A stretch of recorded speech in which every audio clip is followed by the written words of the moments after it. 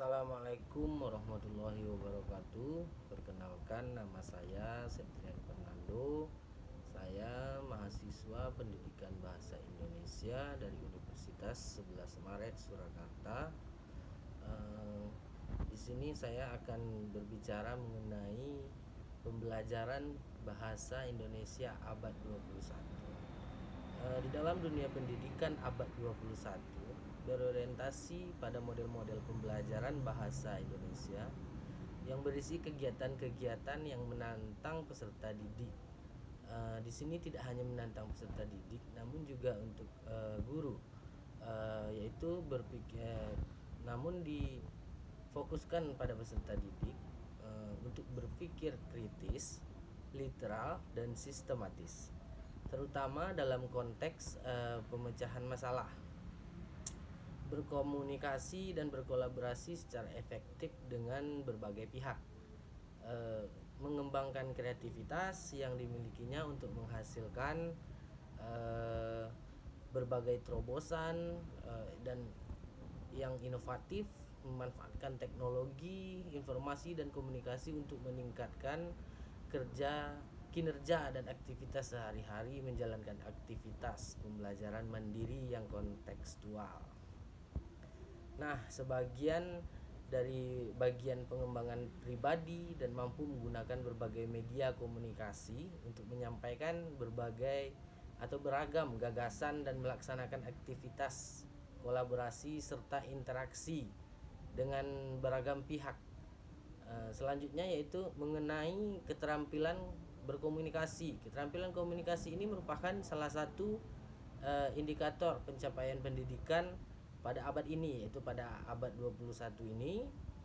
Keterampilan komunikasi, peserta didik dituntut untuk mampu berkomunikasi dengan jelas dan fungsional.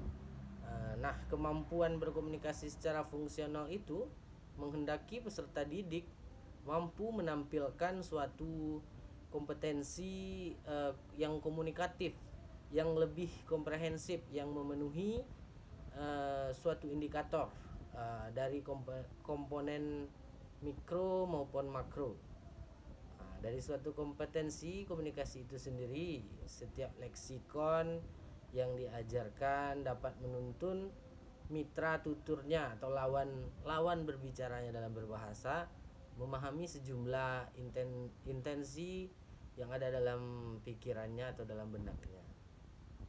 Selanjutnya, aktivitas pembelajaran itu pada abad era 21 ini disusun secara sistematis, kontekstual, merangsang interaksi para siswa, para peserta didik, menawarkan kesempatan untuk menggunakan bahasa terintegrasi, menggunakan bahasa yang autentik, mengakomodasi keinginan dan kebutuhan peserta didik akan pengetahuan. Dan keterampilan bahasa yang hendak dicapai dari sumber pengetahuan bahasa dan merangsang ide yang relevan dalam memulai aktivitas dalam mendukung ketercapaian hasil belajar bahasa peserta didik yang maksimal. Lalu pada pembelajaran bahasa era 21 ini kita juga dituntut untuk bisa beradaptasi pada kebiasaan yang baru, yaitu contohnya pada masa era pandemi Covid ini misalnya. Memasuki abad ke-21, perkembangan teknologi dan komunikasi pembelajaran sangat pesat. Apalagi memasuki masa pandemi Covid-19 ini, dunia pendidikan dituntut untuk melaksanakan pembelajaran secara daring. Pelaksanaan harus berlangsung dengan pengadaptasian dalam berbagai hal. Misalnya kemampuan berpikir kritis, kemampuan memecahkan masalah, berkolaborasi, berkomunikasi, dan kreativitas merupakan kompetensi utama yang harus dicapai dalam memasuki abad ke-21 ini. Dan menyikapi generasi emas yang digalakkan pemerintah, yaitu pada tahun 2045. Untuk mencapai itu, pemerintah pun telah menerbitkan kebijakan tentang gerakan literasi nasional yang harus dikembangkan di sekolah, yang mencakup literasi dasar, numerasi, sains, digital, finansial dan budaya, bahkan kewarganegaraan. Selanjutnya pengaruh pembelajaran bahasa di era 21 ini juga menyangkut tentang peserta didik dan pola pikir tenaga pengajar, yaitu peserta didik pada era digital ini memiliki karakteristik yang sangat berbeda dengan era saat pendidik atau guru yang hidup di zamannya, eh, yaitu bahwa generasi yang lahir di era digital ini eh, natif, yang artinya sejak lahir dilingkari atau dilingkupi oleh berbagai macam peralatan digital seperti komputer, video game digital, musik player dan lain-lainnya seperti kamera, video, telepon seluler serta berbagai macam perangkat khas. Seperti itu. Selanjutnya kita membicarakan kondisi. Kondisi ini berpengaruh besar pada psikologi siswa atau peserta didik bangsa ini secara psikologis. Mereka berada pada perkembangan peta kognitifnya, perkembangan beragamanya, kebutuhan, perubahan dan kebiasaan, adat istiadat, budaya dan tata nilainya. Seiring dengan perkembangan zaman ini, secara tak langsung terjadi pergeseran nilai dan makna dalam cara memandang suatu permasalahan. Oleh karena itu, menyadari akan kebutuhan siswa tersebut, pengembangan kurikulum pada jenjang pendidikan dasar dan menengah yang dilakukan oleh Kementerian Pendidikan dan Kebudayaan telah mengacu pada 3 konsep pendidikan abad ke-21, yaitu keterampilan abad ke-21 yang disebut dengan century skill, pendekatan saintifik, konsep pendidikan abad ke-21 atau yang disebut dengan scientific approach, dan penilaian otentik. Yang sama-sama sudah kita ketahui, yaitu implikasi tentang yang implikasi penting, yaitu bagi guru dan sekolah adalah bahwa pembelajaran harus merujuk pada 4 karakter belajar abad 21, yaitu berpikir kritis dan pemecahan masalah, kreatif dan inovasi, kolaborasi dan komunikasi, atau yang dikenal dengan 4C: critical thinking and problem solving, creative and innovation, collaboration and communication. Selanjutnya, pada pembelajaran bahasa era 21 ini, kita juga berbicara mengenai tantangan bagi guru pada era abad 21 ini yang sangat identik dengan digital, yaitu kebanyakan orang menyebutnya pada era digital karena perubahan besar yang terjadi dalam cara-cara menyimpan dan mengakses informasi tersebut yang dilakukan oleh teknologi digital akan mengubah banyak aspek pendidikan dan pembelajaran. Hal demikian akan menyebabkan para pendidik ini mendefinisikan berbagai aspek pembelajaran dan tugas-tugas yang mereka berikan kepada siswa. Demikian pula mengenai ruang fisik yang disebut sekolah atau kelas akan terus berubah pada masa mendatang. Ini akan terus berubah dan ini merupakan tantangan bagi guru tidak hanya di era digital ini, namun ini akan berfokus terus-menerus sampai seterusnya.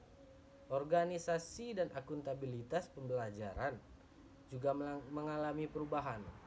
Namun demikian, jika kita merujuk pada sejarah, perubahan itu akan terjadi secara perlahan-lahan. Bahwa sekolah kemungkinan besar akan terus berbasis pada masyarakat.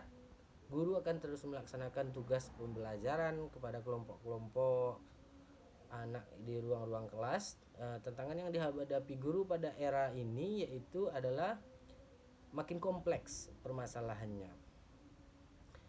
Yaitu tantangan mengajar bagi guru abad 21 ini mencakupi berbagai hal, yaitu antaranya adalah mengajar dalam masyarakat multikultural. Yang selanjutnya adalah mengajar untuk mengonstruksikan makna. Yang kedua itu adalah mengajar untuk pembelajaran, yaitu mengajar untuk pembelajaran di sini yaitu adalah mengajar untuk pembelajaran aktif.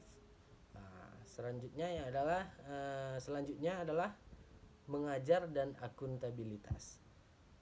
Yang terakhir adalah mengajar dan pilihan. Mohon maaf, yang terakhir adalah mengajar dengan pandangan baru tentang kemampuan. Mengajar dan pilihan tadi merupakan aspek sebelum mengajar dengan pandangan baru tentang kemampuan. Selanjutnya yaitu adalah mendidik dan mengajar anak-anak dengan latar belakang bahasa dan budaya yang beragam dengan kebutuhan khusus menuntut guru untuk memiliki repertoire strategis dan metode efektif yang jauh melampaui apa yang sebelumnya dituntut dari guru, sehingga guru harus mampu mendefinisikan kurikulum dan pengajarannya yang agar lebih sesuai dengan mereka yang mungkin merasa bahwa sekolah amat menyulitkan dan tidak relevan dengan kehidupan nyatanya. Salah satu perspektif objektivitas ini mendapat tempat terhormat dalam lingkaran pendidikan selama 2 dekade terakhir adalah perspektif konstruktivisme. Melihat dari pengetahuan sebagai sesuatu yang sepenuhnya, diketahui bahwa dapat ditularkan perspektif konstruktivisme berpandangan bahwa pengetahuan agak bersifat personal dan maknanya dikonstruksikan pelajar melalui pengalaman. Selanjutnya itu adalah mengenai kegiatan sosial dan kultural tempat belajar, mengonstruksikan makna yang berpengaruh oleh interaksi antara pengetahuan sebelumnya dan peristiwa baru belajar konsekuensi dari pandangan bahwa belajar merupakan kegiatan aktif dalam membangun makna. Selanjutnya mengenai pembelajaran bahasa pada era digital ini, pada era abad 21 ini memiliki tantangan pemilihan tentang pengembangan bahan ajar. Tantangan demi tantangan didapatkan oleh para guru dalam pembelajaran bahasa dalam abad 21 ini, karena guru memiliki peran yang sangat strategis, sebab keberadaannya sangat menentukan keberhasilan pembelajaran. Guru merupakan pribadi yang harus mampu menjelaskan dan mengajarkan nilai-nilai yang terdapat dalam kurikulum. Selanjutnya yaitu adalah pada era pembelajaran bahasa pada era abad 21 ini, kita akan menyinggung tentang bahan ajar, yaitu adalah bahan ajar sesuai dengan tema kita yaitu bahasa Indonesia, yaitu adalah bahan ajar bahasa Indonesia berwawasan pendidikan multikultural. Pendidikan multikultural yang dimaksud di sini adalah kesadaran bahwa negara kita ini yaitu Indonesia merupakan negara yang multikultural dan masyarakat Indonesia merupakan masyarakat multikultural harus dimiliki guru bahasa Indonesia. Kesadaran tersebut akan mendorong guru untuk mendesain pendidikan bahasa dan sastra Indonesia yang bermuatan pendidikan multikultural. Pendidikan berperan penting untuk menghasilkan generasi yang multikultural. Selanjutnya mengenai pembelajaran abad 21 ini, mengenai pembelajaran bahasa Indonesia di era digital ini, yang tidak bisa kita hilangkan atau kita lupakan yaitu adalah bahan ajar bahasa Indonesia yang mengandung atau bermuatan kecerdasan ekologis. Yang dimaksud di sini adalah salah satu faktor penting pengembangan kurikulum 2013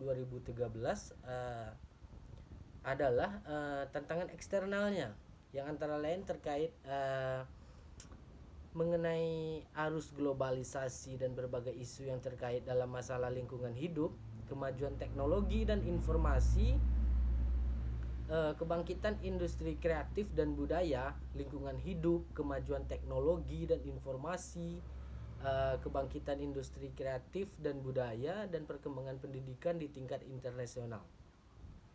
Itu merupakan peraturan Kemendikbud nomor 68 tahun 2013. Untuk itu, guru harus pula memperhatikan dan mengkomodasikan berbagai tuntutan yang bersifat lebih makro serta berbagai kebutuhan peserta didik.